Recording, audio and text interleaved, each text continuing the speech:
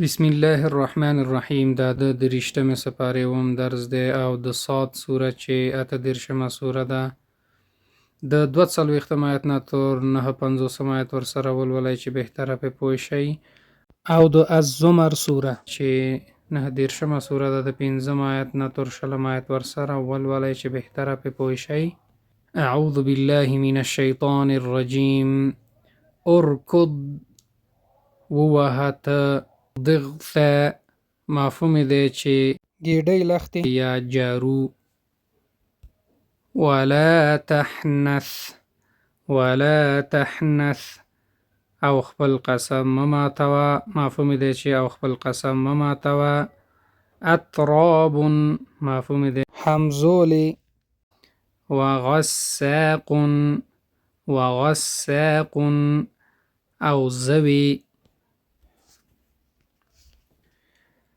هذا فوج مقتحم مفهوم دی دا فوز نن وتونکی دی.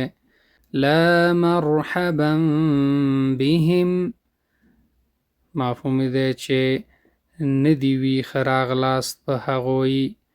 یکور اللیل تاووي هغه شپه. غرف مبنیه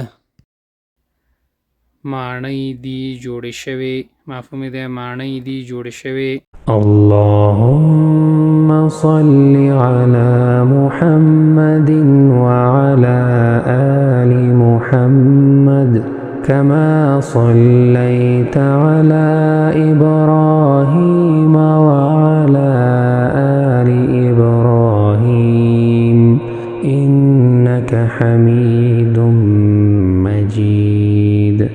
اللهم صل على محمد وعلى آل محمد كما صليت على إبراهيم وعلى آل إبراهيم إنك حميد مجيد.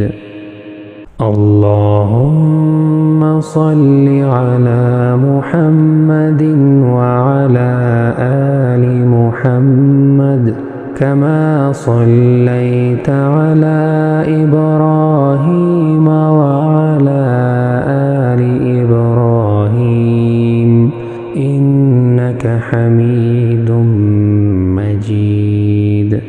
اللهم صل على محمد وعلى آل محمد كما صليت على إبراهيم وعلى آل إبراهيم إنك حميد مجيد.